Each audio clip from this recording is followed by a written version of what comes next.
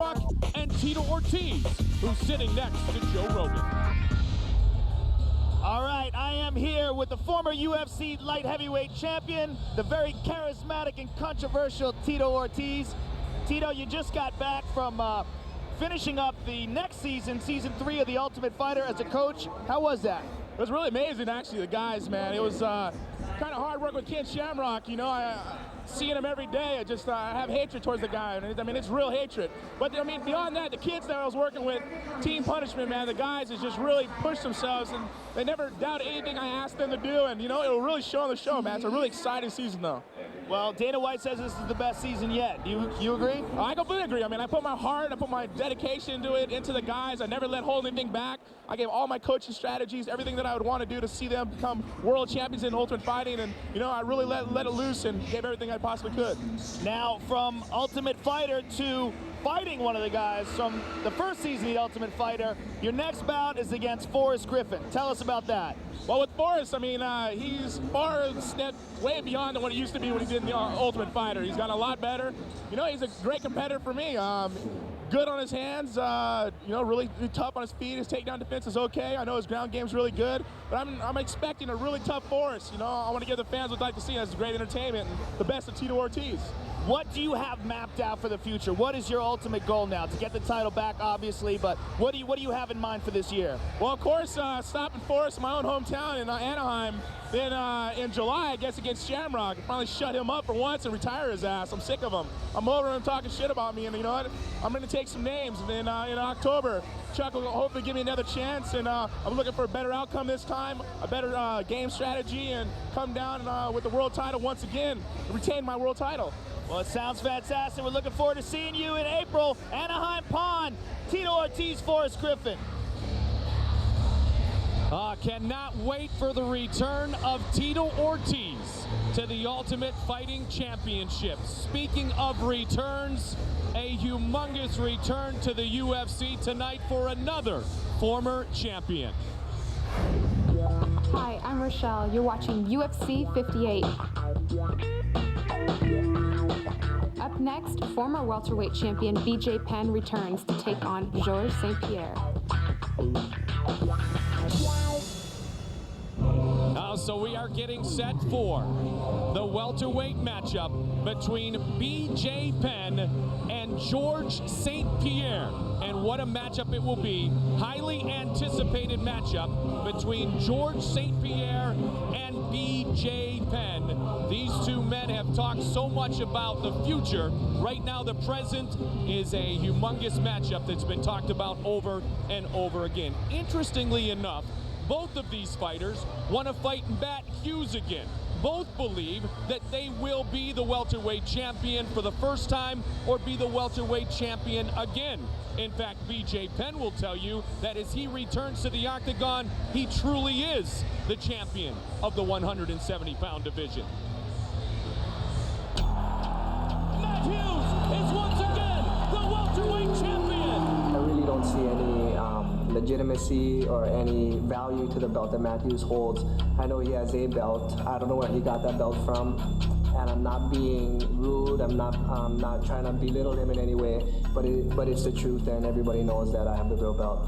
Oh, he's in his half guard down. He passed. He's mounted. BJ looking for the choke. He's got the choke. He's done. It's over. It's over. We have a new welterweight champion. Matt Hughes wants me to win because he knows I'm the real champ, and he wants a shot at the title.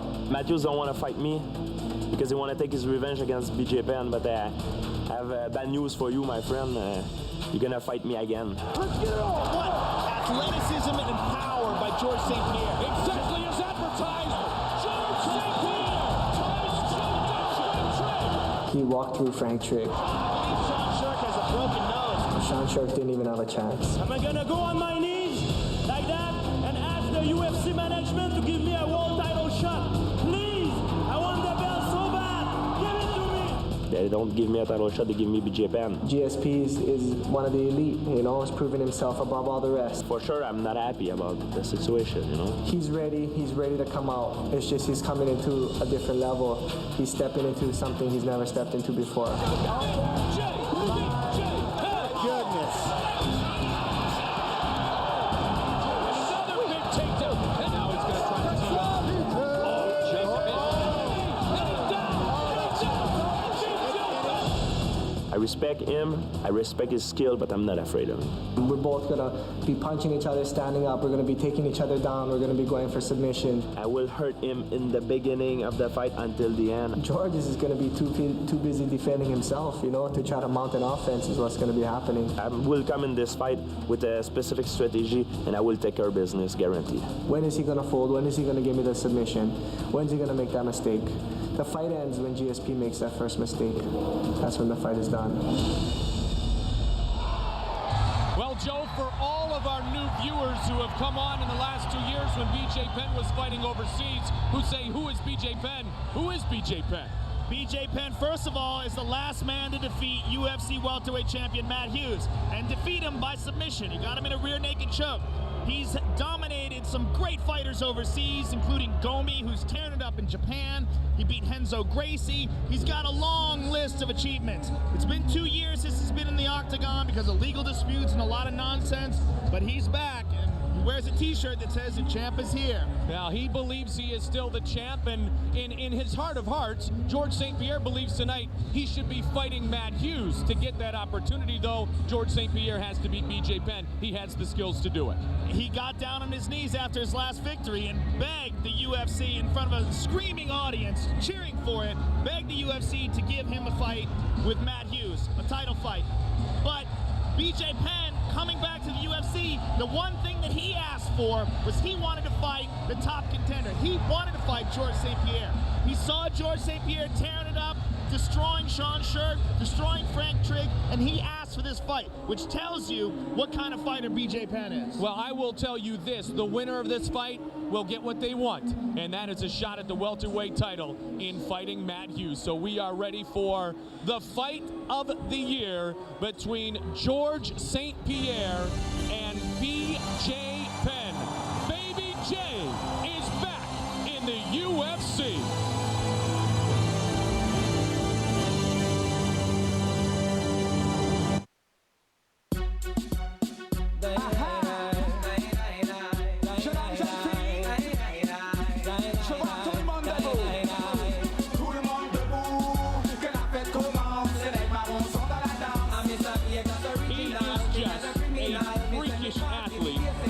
Coming into this fight with as much confidence as he has ever had, and for the first time, the ultra-polite and well-mannered George St. Pierre's a little bit ticked off about having to have another fight before a chance to put a belt around his waist. Right, like you said, you know, in the interview, I'm sorry, Matt Hughes, my friend, you'll be fighting me again. He is a freakish athlete, like you said before, incredibly strong, very big guy for 170 pounds.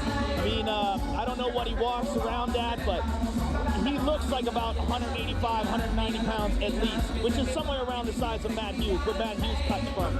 He's got fantastic explosive power. And we saw it against Sean Sherk. Sean Sherk is an incredibly powerful guy, and you know, Matt Hughes and him had a very difficult bout. Granted, that was a couple of years ago back in Miami, but he gave Matt Hughes a tough rumble, and George St. Pierre went right through him. Frank Trigg, another one. Frank Trigg, you know, he was defeated twice by Matt Hughes, but they were difficult bouts. George St. Pierre went right through him. I mean, really went right through him, like an amateur.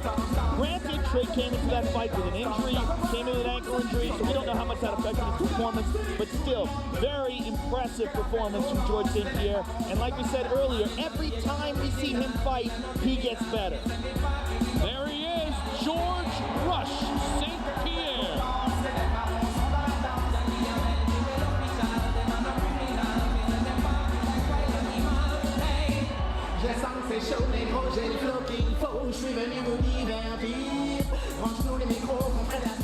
Explosive, entertaining, and many believe the future of the 170-pound division.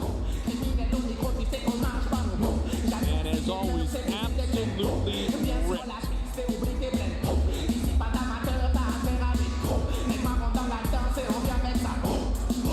Oh, the fans wanted to see him return, and here he is, BJ Penn.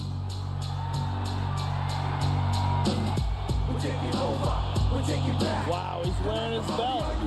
Love the t-shirt too. Wearing his belt is right. You gotta remember, BJ Penn did not lose that belt. He was stripped. So in his eyes, he is still the champion. And he looks very emotional and very excited here.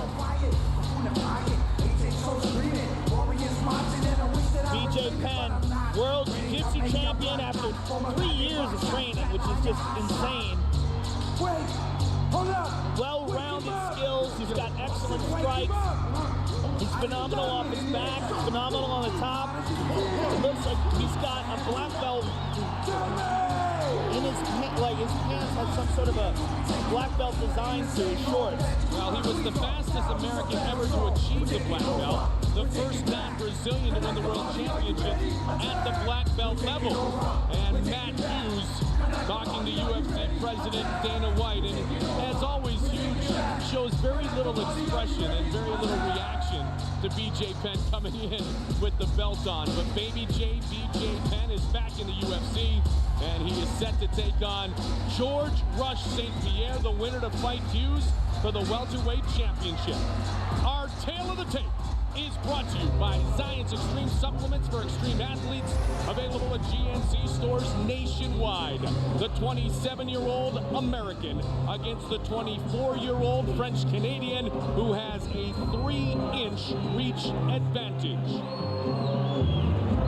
The Prodigy against GSP, and here's Bruce Buffer.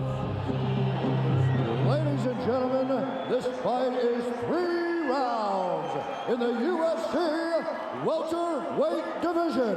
Introducing first, the fighter standing in the blue corner. This man is a wrestler and a Brazilian Jiu-Jitsu fighter. He holds a professional record of 11 wins with 1 loss.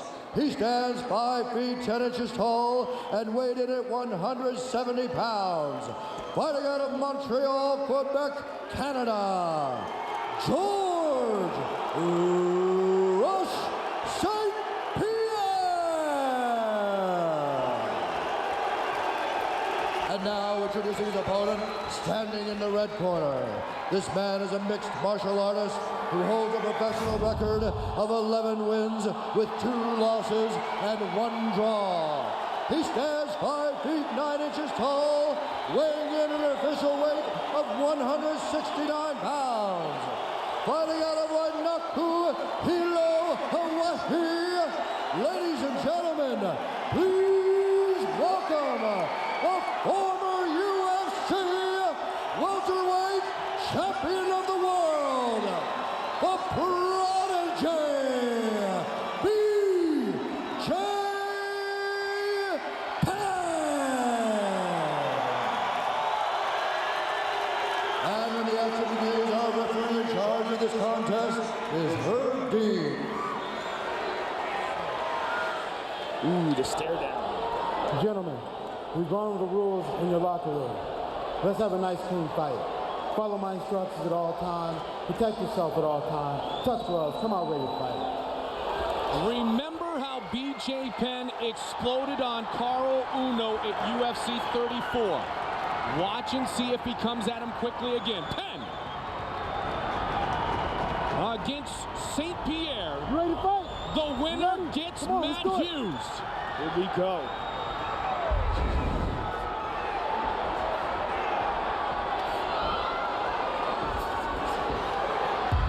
BJ taking it to him. He sure is, and he loves to throw. He's got very heavy hands. Good right hand by St. Pierre there. Leg kick check by BJ. Fans approve of the return of the Prodigy. Oh, what an ovation for BJ Penn when Bruce Buffer officially re-welcomed him to the octagon. The hardcore fans know BJ for sure. You got that right. I mean, as a fan, I'm so excited to see him back in the UFC. Uh-oh, poke. George St. Pierre's wincing his eye. His right eye might have got poked there. He's bleeding out of that eye, too.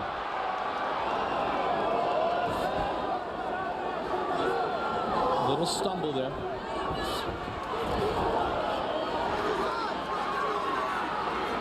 He's bleeding out of his nose as well. Good leg kick by St. Pierre. Oh, yeah, a lot of blood now.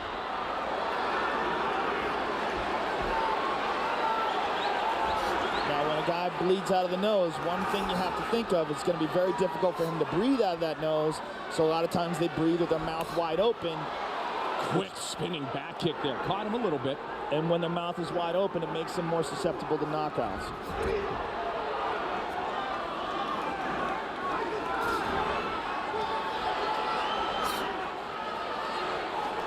High kick. BJ so composed, so relaxed in there.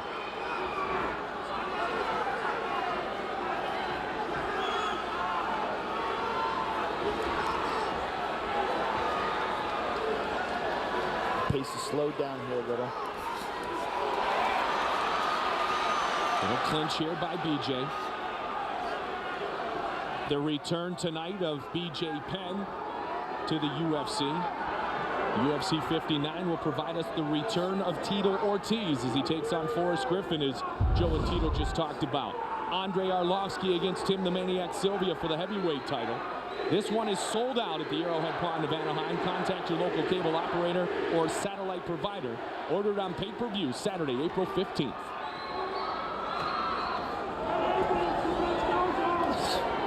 Knee inside by BJ here. BJ is very comfortable when things get tight, but so is St. Pierre with the Brazilian Jiu-Jitsu background as well. But BJ's Brazilian Jiu-Jitsu is some of the best in the world. His takedown defense is fantastic too. Check out this crazy flexibility and balance this guy has. You grab a hold of one leg, he'll bounce around and pull it out. I mean, to talk about how great a grappler this guy is, he was training with Randy Couture, who you all know walks around at about 220 pounds. And Randy had a hard time keeping BJ on his back. BJ just kept standing up. BJ, when talking about this fight, said, I'm pumped, man. I'm pumped for the first time in a long time. And he's a guy who probably should be fighting at 155. And has in the past. Yeah. Other than when he took on Matt Hughes, basically. George Joe. St. Pierre's face is busted up. Really bad already. Bleeding badly out of his nose. His eyes swelling shut. I mean, BJ came up to fight for the welterweight title at UFC 46. BJ is unscathed, and George St. Pierre is bleeding all over the place. Good inside leg kicks by St. Pierre, though. St. Pierre continuing to try to press forward, though. First of 3 5-minute rounds. The only 5-minute round fight scheduled tonight is our main event for the middleweight title between St. Pierre's teammate David Loiseau and the champion Rich Franklin. That is still ahead here at UFC 58.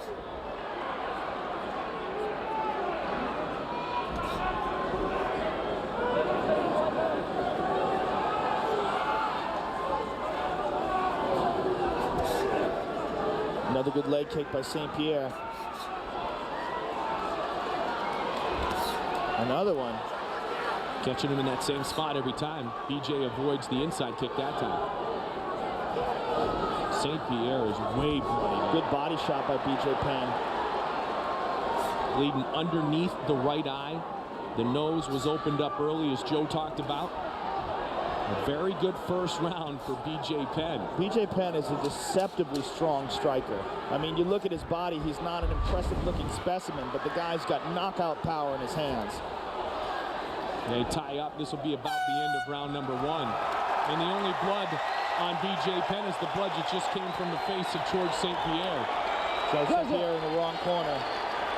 Give it check, check. He looks very disappointed with himself.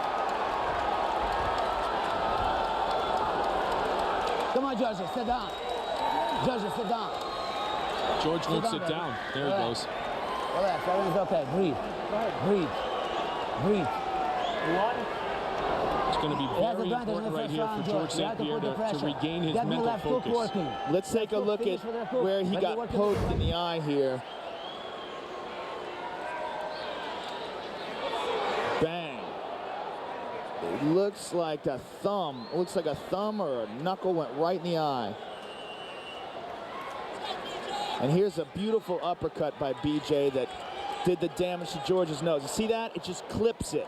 You know, not that much power on it. It's a grazing shot, but at the tip of the nose, so his nose is jacked. Probably broken. which causes him, like we said before, to breathe out of his mouth. Great reaction from Matt Hughes, watching the replays along with all of us. St. Pierre, a lot of jump right here, though, Joe. He wants to bring the fight. It's almost like he knows he needs to accelerate the pace. And as you said, he was disappointed in himself in round 1. And it seems like, all right, well, I'm going to take this one to BJ in round 2. He went for the back leg kick there. BJ's been checking the front leg, so he went to throw it the same way, but followed all the way through to the back leg. So he's trying different things here. But you know what? It's a little limited because he wants to grab BJ and take him to the ground, but it's very hard to do anything to BJ Penn once he's on the ground. Look at this. Look at this. I mean, look at this takedown defense. Watch him stand back up again. Very impressive. All right, let's see BJ's guard here. Yeah, we know BJ's guard is amazing. BJ's jiu-jitsu all around is amazing. He's got incredibly flexible legs and very, very insane dexterity. He can like take his leg and put it behind his head without using his hands. Just lift it up and stick it back behind his head.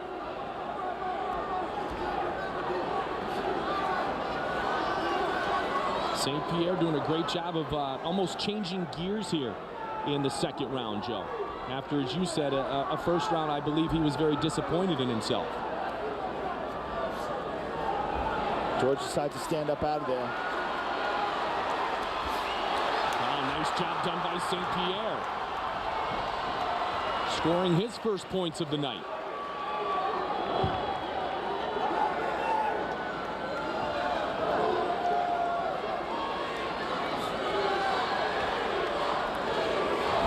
BJ stands right up. Look at that, that one leg. I mean, he can stand up while the guy's holding his leg. He does it all the time.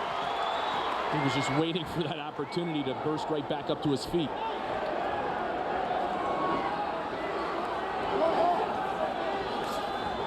Hughes has been quoted as saying he wants BJ Penn because BJ Penn's the man who defeated him.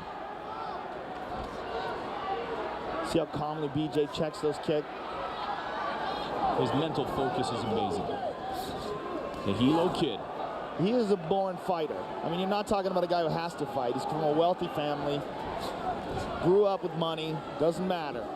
Loves the competition, loves to fight. Baby J stands, or BJ, pardon me, stands for Baby J. All of us in the family have the name J Penn. He's the youngest. So when he was small, they would call him Baby J. And Baby J will be watching Ultimate Fight Night alongside all of us on Spike TV. Down the street at the Joint at the Hard Rock Hotel and Casino, live on Spike TV Thursday, April 6th, 9 p.m. Ultimate Fight Night, featuring Rashad Evans and Joe Stevenson, the winners of Season 2 of The Ultimate Fighter. Chris Lieben and Stephan Bonner also on the card tonight. They all have the name J Penn? They do. So it's like a George Foreman kind of a thing? It is indeed. Eccentric family. Yes, I think you could say that. His brother, J.D. A much closer second round here, that Joe. One got through. Until that, perhaps. That kick got through.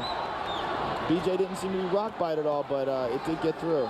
St. Pierre trying to move Penn up against the fence. And see Penn just casually puts that leg up. And that's a defensive mechanism to keep St. Pierre from being able to knee. Yeah, see how he does that? Yep. He puts his shin across, keeps the knees from coming in.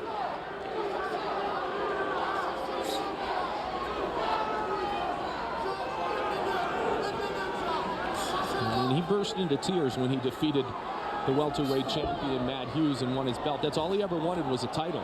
Missed his chances a couple of times, disappointingly at 155, losing to Jens Pulver.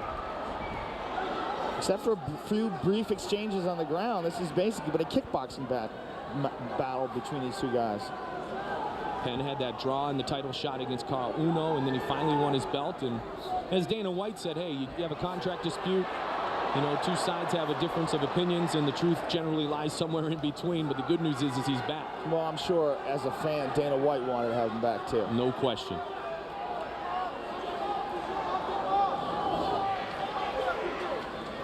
Stay off the back of the head, BJ. Final seconds of round number 2 approaching. And a good takedown by St. Pierre. That counts for points. And you love to score some points at the end of the round as well. Yeah, there's leave that last impression in the minds of the judges. A lot of blood in there. Much better second round, Joe, for George St. Pierre. Definitely better, but he is still bleeding like a stuck pig. BJ's covered in it. George is covered in it. It's all wrong. You may have lost that one. I don't know. Lean back, BJ. You landed more shots off your combos. You got to follow with the shot. Then back to the combo. Your combos are great. Get in that pocket, get in the combos, and then follow with the shot. Yeah, you got to take the shot, BJ. BJ. Eddie Bravo scoring so far. He gives round number 2 to George St. Pierre. So BJ Penn gets a 10-9 in round 1. You might have lost the last one. You have to Bravo take this round, BJ. gives him round number 2. Okay. Or get those hands really high. You think they're high, get them higher. Power, speed, everything. Give it to me. Give it to me. Give it to me.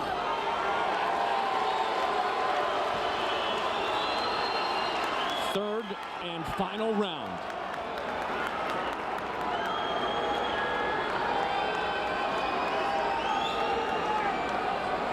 Back. And start. Oh, good kick by St. Pierre. A nice return by BJ. Good left hook. BJ's not real fond of the judges because he's had some decisions not go in his favor. He'd love to finish this prior to going to the judges' scorecards.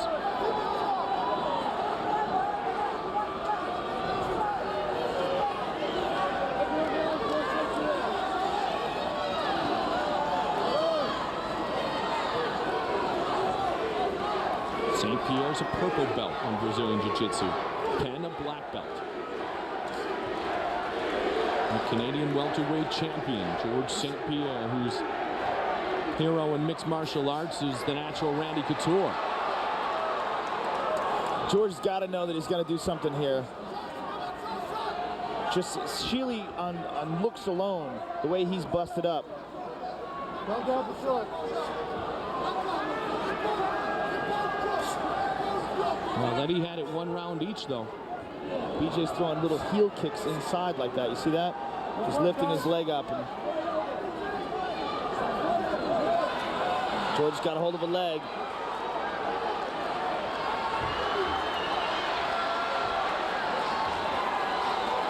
Oh, there we go. Bam! Oh. Good That's slam. huge right there. That will score a bunch of points. Let's see what BJ can do off his back here.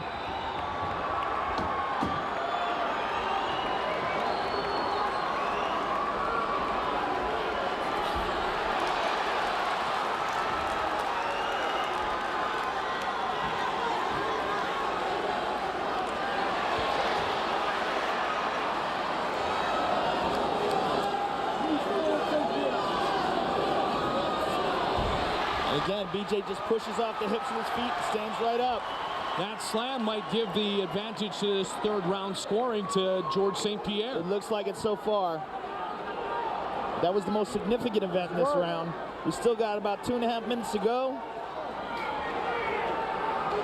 Well, Penn early on seemed absolutely unstoppable, but St. Pierre's done a nice job of bringing this into his world. Well, you got to think of how it happened. I mean, number 1 was the eye poke. Yep. I mean, BJ's got excellent stand-up, not taking anything away from him, but that eye poke had to have a lot to do with it. Number 2, he just clipped the tip of the nose, which probably broke it, and that's been haunting him ever since then. The blood is pouring out of it. St. Pierre, though, turned up the speed in round number 2. And BJ takes George down now. George definitely doesn't want to be on his back with BJ on top of him. Good job by George standing up. Beautiful takedown defense. BJ, don't grab the short.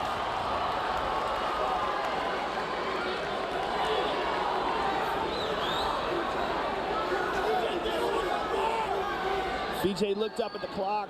1 minute and 40 seconds left.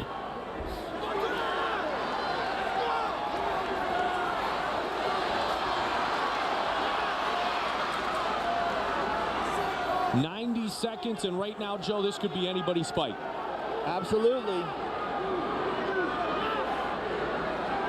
Georges St-Pierre could still pull this off.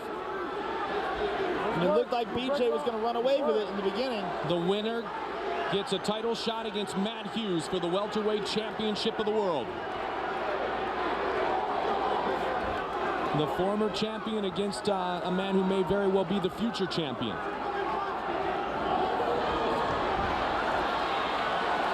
Here comes Baby J, final minute. And another takedown by St. Pierre.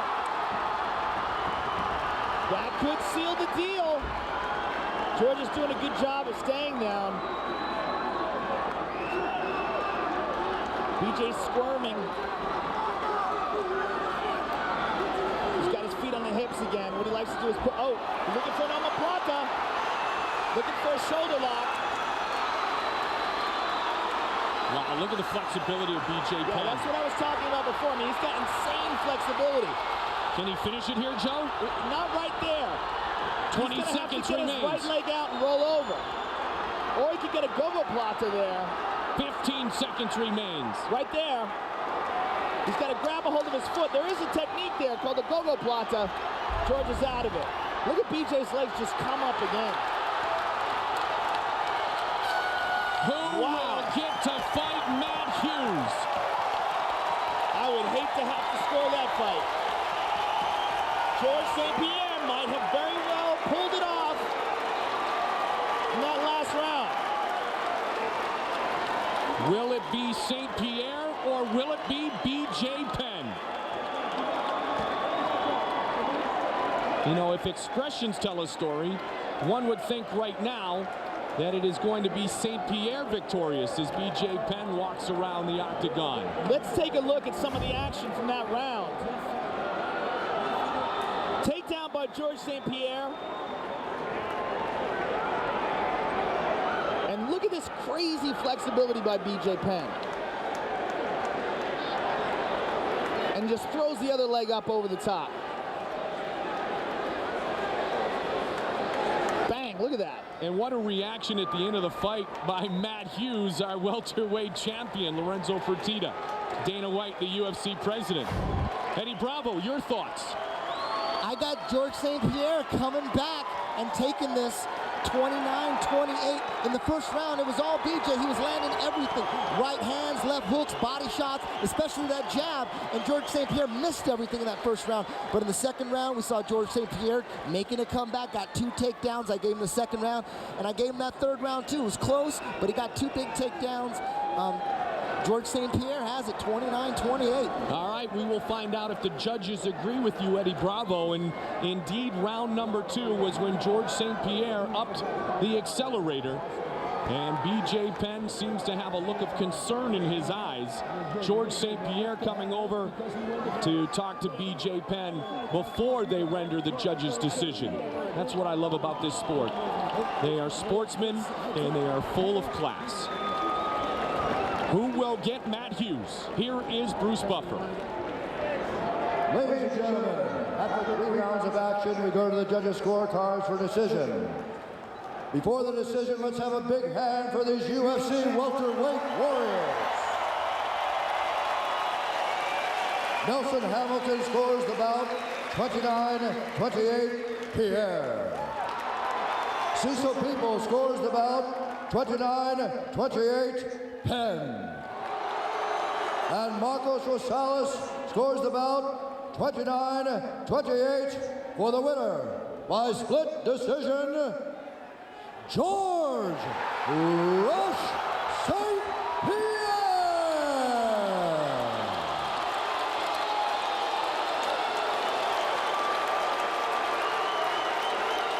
Georges Rush St. Pierre wins by split decision. He will get his rematch with Matt Hughes. Joe Rogan. All right, I am here with the winner, Georges St-Pierre. George, congratulations. It was a grueling fight. Is that patriotic, or I don't know why they're booing? That was a fantastic fight. Listen to me, everybody. Look, first, excuse me for my English. You know the old promotion, Canada versus USA. I think we're all one. There is no Canada, no USA. It's a sporting event, and I love you all. Thank you. Beautifully well put. Now, George, this fight, I win it not for Canada. I win it for me, and I win it for my fan. I don't care if my fans are Canadian, American, Japanese, Chinese. I like them all equal. Beautiful. George, in the first round, it seemed like you got poked in the eye. How much did that affect you in this fight? I get poked in the eyes. I saw BJ Penn in double. I saw two BJ Penn because he cut me right here on the nerve. But I think this fight gonna give me a lot of experience because it's the first time of my career that I bleed. I mean, bleed a lot. And I think I'm gonna become a stronger fighter from this fight because he hurt me real bad in the first round. And I become stronger and I win the fight. Now, we know you wanted a title fight before this. You got down on your knees. You begged UFC for it. Weren't you worried after that first round that perhaps it was slipping away from you? Look, no. You mean if because I lose the first round? And no, BJ Penn, I knew he's a very good fighter. He's probably one of the best fighters, pound for pound in the world. And for me, fighting him was a big honor because he was the world champion. And I think now I'm gonna have a title shot. But before that, do the fan want to see me fight for the title? Please, I'm not asking you. It's the fan, so please give me a title shot to the UFC management. Well, as a fan, I certainly want to see it, and I'm sure everybody else agrees. Big round of applause, please, for George St. Pierre.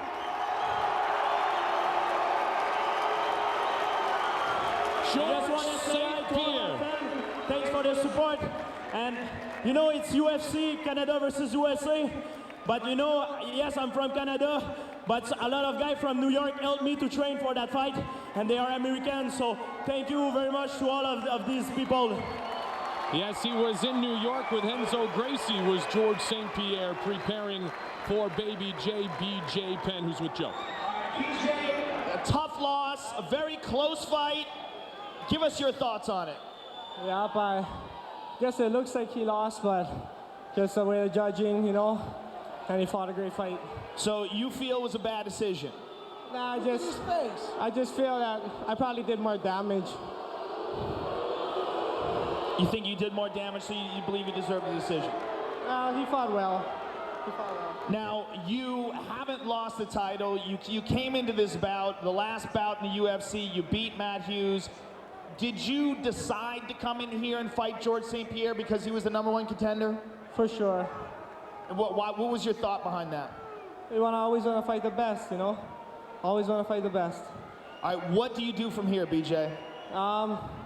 Go relax, I guess, for a little bit, regroup, and see what's going on. I want to thank my mom and dad, Rudy Valentino, Robert Rouge, Sharuto, Dr. Pete, Matt, everyone in Hilo, all my training partners, everybody helped me. Well, BJ, we look forward to seeing you again. I'm sure this is not the last time we're going to see you in the UFC. How about a nice round of applause for BJ Penn, folks? Very classy in defeat is BJ Penn, and there's the man they're going to fight next. All right, I'm here with the champ, Matt Hughes. Matt, give us your thoughts on this. Well, it was a heck of a first round. BJ definitely won that. And the second round was real close. I had George winning that slightly, and then George dominated the last round. So they had it just how I had it on the scorecards. Now, we all know that you have a big fight coming up against Royce Gracie. Are you thinking at all about the rematch with George now, or are you just concentrating on Royce? Well, yeah, it's crossing my mind. I just watched those guys fight, but you know, my match comes up May 27th, so I'm not going to worry about George right now. All right, you heard from the champ, Matt Hughes, ladies and gentlemen. More on Matt Hughes and Royce Gracie with UFC President Dana White in just a moment, but this was what Dana White called the fight of the year, as George St. Pierre wins by split decision, and down the road he will get his opportunity to fight Matt Hughes again for the welterweight championship of the world. But on the card still tonight, our main event of the evening, and that is for the middleweight championship, Franklin against Loazo.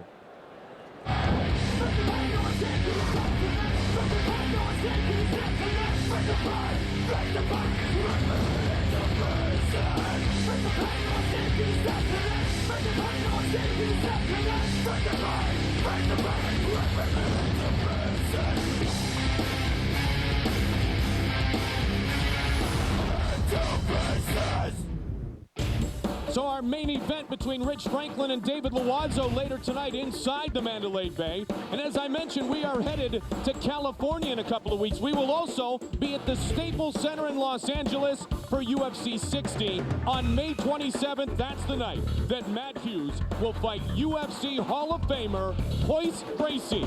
Tickets are available starting March 11th at the Staples Center box office or at Ticketmaster.com. The UFC headed to Los Angeles in May.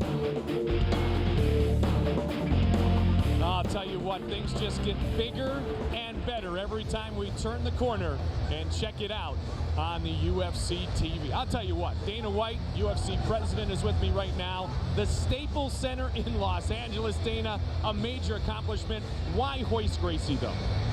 I've been working on Royce Gracie coming back for 5 years. He is one of the most well-known and greatest fighters of all times in the UFC. And who better for him to face than the most dominant welterweight of all times, Matt Hughes. You know, Dana, I think the common misconception is that Royce hasn't fought since UFC 4. That is the furthest thing from the truth. Oh, that is far from the truth. Royce Gracie is actually a great athlete who's been competing for the last, ever since he left the UFC, but has fought consistently over the last 5 years in Japan.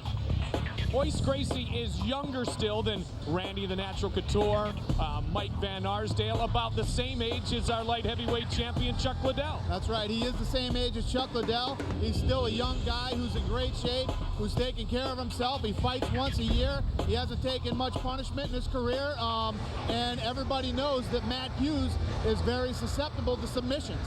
Dana, how big is this fight?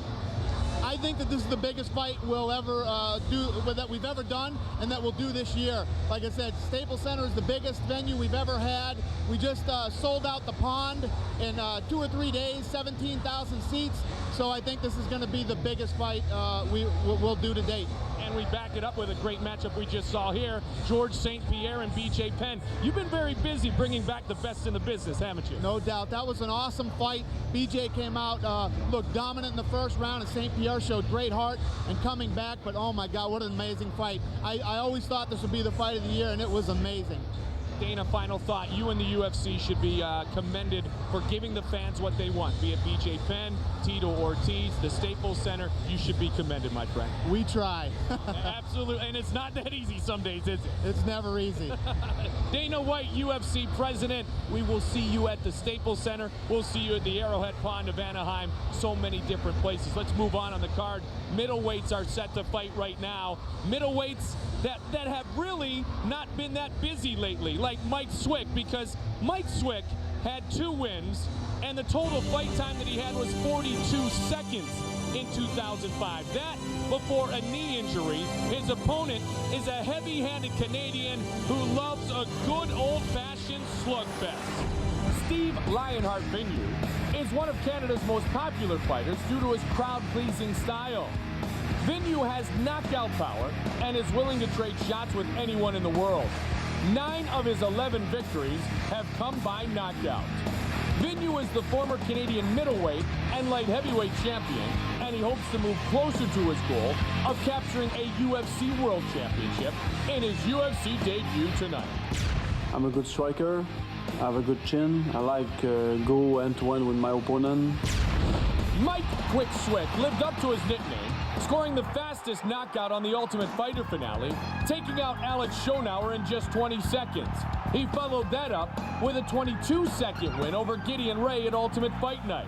While Swick has skills on the ground, he makes it clear that he prefers a stand-up war. Swick has been sidelined with injuries for the last 6 months and is itching to get back into the octagon and throw down. I want to get in there. I want to finish my opponent, decisively and get out. That's the goal. And I always go for knockout. So as quick as I can get it, I'm going to take it. Coming up next, Steve Lionheart Vigneault takes on Mike Quick Swick.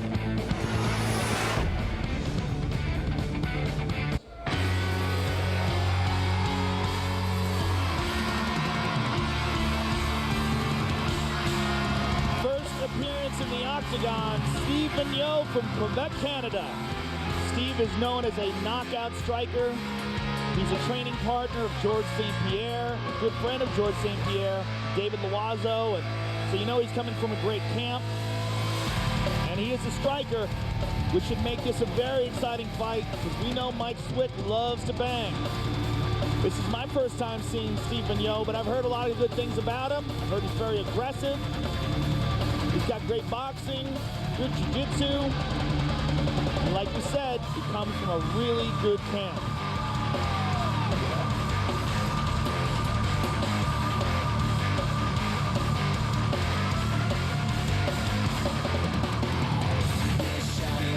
When asked about his heroes, Steve, he said, I have a lot of heroes, but the recent success of my friend George St. Pierre is giving me a lot of motivation. He's a hard puncher, and he loves to use his fists, he says. Currently studying to become a jail officer in Canada. Again, this is his Octagon debut.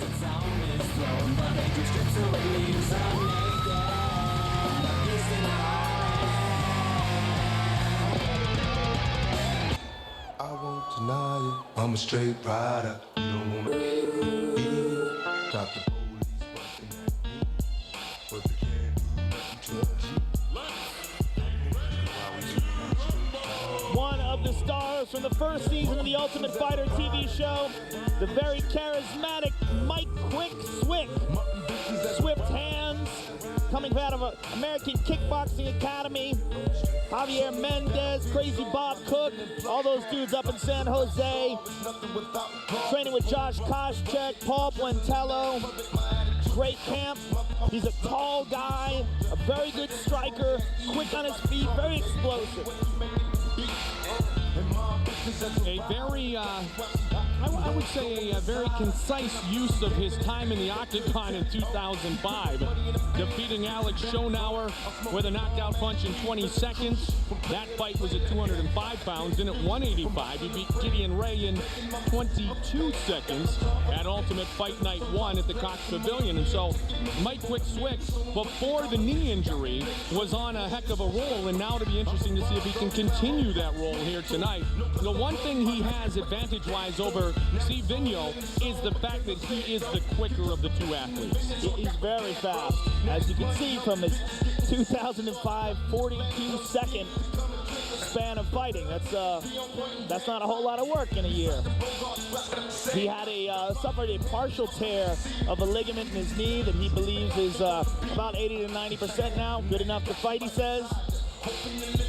And this should be a very exciting bout between two bangers. And bangers indeed. Vigneault Lionheart from Quebec and Mike Quick Swick. Our tale of the tape is brought to you by Zions Extreme Supplements for Extreme Athletes, available at GNC stores nationwide. The 28-year-old Canadian against the 26-year-old American, and a 5-inch reach advantage for Mike Quick Swick. Let's officially meet these middleweight competitors, courtesy of Bruce Buffer. Ladies and gentlemen, this fight is 3 rounds in the UFC middleweight division. Introducing first, the fighter standing in the blue corner. This man is a boxer and jiu-jitsu fighter. He holds a professional record of 11 wins with 9 wins by way of knockout and 5 losses. Standing 5 feet 10 inches tall, he weighed in at 184 pounds. Fighting out of Magdalene Islands, Quebec, Canada, Steve Vigneault. And now introducing his opponent standing in the red corner. This man is a mixed martial artist who holds a professional record of 8 wins with 1 loss. He stands 6 feet 1 inch tall and weighed in at 185 pounds. Fighting out of San Jose, California, Mike Quick Swick. When the action begins, our referee in charge is Steve Mazzagatti. All right, so Steve Mazzagatti, our referee, and let's see if Mike Quick Swick can continue to live up to his moniker as he takes on the French-Canadian Steve Vigneault. Vigneault against Swick. All right, here we go. You ready? At 185 pounds, and here we go. Swick has had a lot of fun ending his fights very quickly. Don't blink. Tried to again, tied up nicely. Vigneault's a tough guy. 9 knockouts in his 16 fights. 9 of his 11 victories have come via the KO. Speaking of middleweights, main event still ahead here tonight at UFC 58. David Loiseau against Rich Franklin for the middleweight championship. Wow, what a fight a moment ago between St. Pierre and BJ Penn. It's almost, we got to take a collective breath here right now. Let's hit him. Good knees inside by Mike Swick to the legs of Steve Vigneault. Steve Mazzagatti separating them. 2006 is already longer than 2005 was for Mike Swick. He's up to 50 seconds here. Wow. Good left hook, good counter by Steve Vigneault. And his hands are lightning fast. Oh, good combination. Swick really uses that long reach of his, too. Vigneault is heavy-handed and loves a slugfest. Don't forget UFC 59 live on pay-per-view. Contact your local cable operator or satellite provider because there are no tickets remaining at the Arrowhead Pond of Anaheim. Arlovsky against Sylvia, Ortiz against Griffin. A great card top to bottom, 10 in the East, 7 in the West, Saturday, April 15th. Mike Swick suffered his lone MMA defeat. Lone one that counts. He did lose to Stephan Bonner on the Ultimate Fighter show, but back then those fights were listed as exhibitions. But he lost to Chris Lieben, and he said that fight he lost by stoppage. That fight, good high kick by Mike Swick. He said that fight caused him to really work on his boxing. And he's a much better striker because of it. Yeah, undoubtedly he wants Lieben again sometime in the future. Tried with the flying knee, didn't get all of it. Now I'm not sure. Vigneault got the leg a little bit. I'm not sure which knee of Mike Swick's was injured. He's got a guillotine here and full guard. And it's all over. It's all over. Mike Swick uses his ground game, explodes into submission, and he claims another victory. Wow, very nice. Mike Swick showing some well-rounded skills here. We often talk, Joe, about how a submission can be as sudden a finish as a knockout, and we saw a perfect example of it right there. Let's take a look at the replay and see the end of that. Now check out this right knee. Boom! That's the one that rocked him. Vigneault grabs a hold of it. Bang, right there. See Vigneault's hurt there. He grabs a hold of a knee to take Mike down, and that started the scramble, which led to this guillotine. Full guard. Beautiful submission by Mike Swick. And Mike Swick. It took longer than 20 or 22 seconds, but it really did not take very long at all as he locked in the submission quickly. Here's Bruce Buffer. Ladies and gentlemen, the referee has called a stop to this contest at 2 minutes 9 seconds of the very first round. For the winner by tap out due to a guillotine choke, Mike Quick Swick.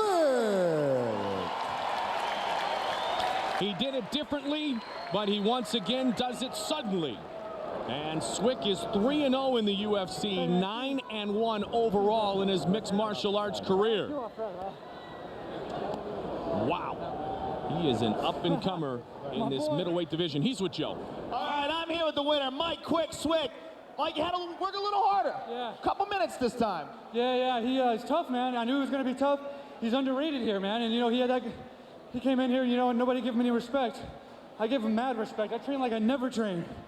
I gave him all the respect in the world. I planned to have a 3-round fight with this guy, and it just worked out in my favor. All the respect in the world to him and Canada. I have a lot of fans in Canada.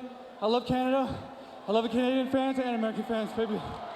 All right, let's take a look at the finish of the fight. Look up at the big screen and talk us through the guillotine. He just left that's the Swickotine.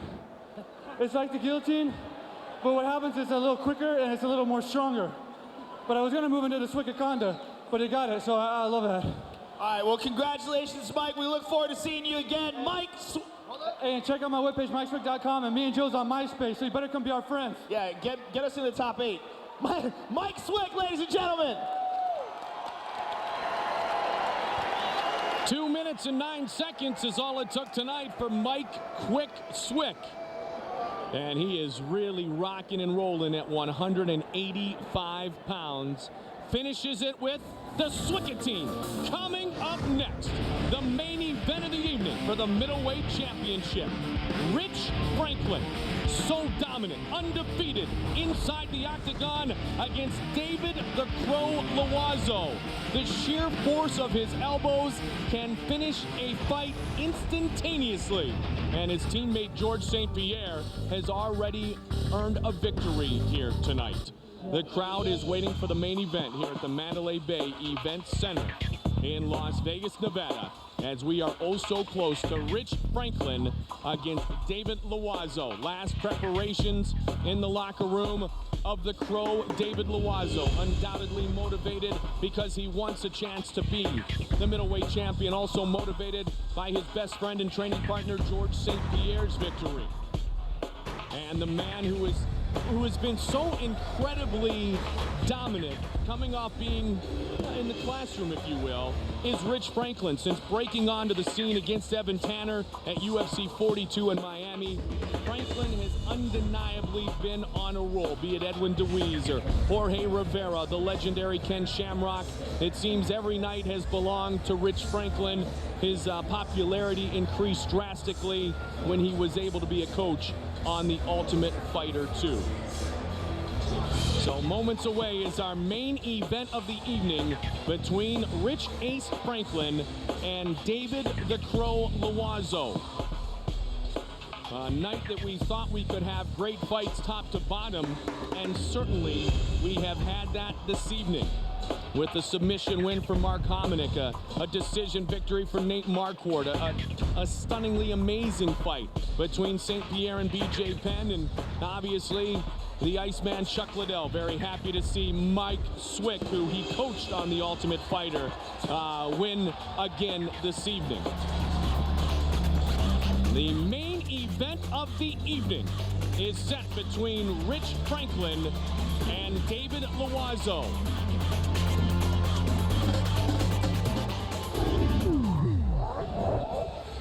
Rich Franklin, from the classroom to schooling even UFC Hall of Famers, the middleweight champion Franklin on a meteoric rise. Tonight, one can argue, he will meet an opponent who owns a very striking resemblance.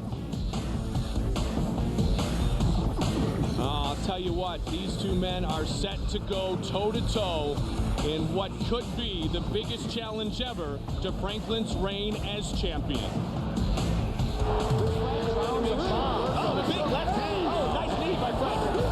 Oh, Rich Franklin's a bomb.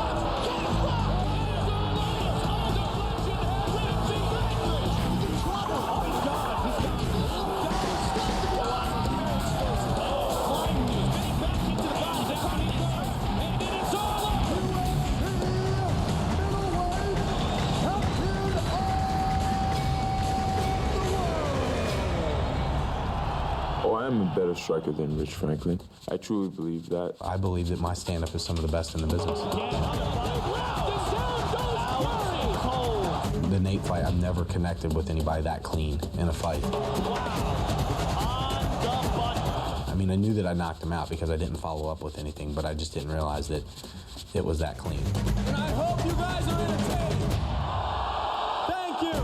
My fight with Rich Franklin will be like a very explosive fight, very exciting, spectacular. Loiseau has the elbow, another elbow. And he knows how to cut you up with these elbows. Best elbows in the game. One elbow and he's cut back. Oh, another one. And David Loiseau there taking advantage of the elbows. Of course, he's dangerous with his elbows. You just have this natural ability to throw elbows, you know. How often I see people throwing knees and elbows and things like that, that's not unfamiliar territory to me. I come in there with a strategy and I execute. I think if this fight goes to the ground that I'm going to be just fine. Armbar. Nice. Looking to finish, and it's all over. I'm not opposed to taking a man down, but I sure do love knocking people out.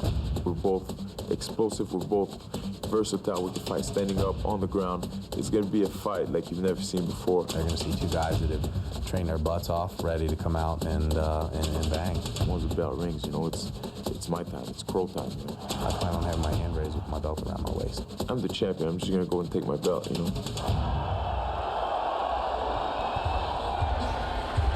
Tell you what, let's get fight specific right now. I know, it's here. It's the middleweight title fight between Rich Franklin and David the Crow Loiseau. First of all, Franklin, you love the angles that he brings to his striking game. Well, he's not just a good striker. He's like we talked about with Nate Marquardt and Joe Dirksen in that fight. He's very well-rounded and very good at combining the two skills. And, you know, he's been in the heat before. He is the UFC champion. He has, you know, been under the pressure of the title bouts. The interesting thing with Rich Franklin is the fact that he seems to get better every single time he enters the octagon. I mean, remember when he fought Evan Tanner back at UFC 42, he was still teaching high school in Oak Hills, a suburb of Cincinnati. Well, he's a very intelligent guy. He's also got a very good control of his ego, so he's not afraid to learn. He's constantly improving, constantly adding new techniques, and he's got a very good objective assessment of his abilities, so he's good at seeing where his strengths and weaknesses are and what he can improve upon. Intelligent people make the best fighters, and he's obviously a very intelligent guy. David Loiseau, extremely intelligent and likable as well. He does provide the biggest challenge ever to Franklin's run. He believes he is a better striker than Rich Franklin. He's definitely the most dangerous striker, in my opinion, that Rich Franklin has faced.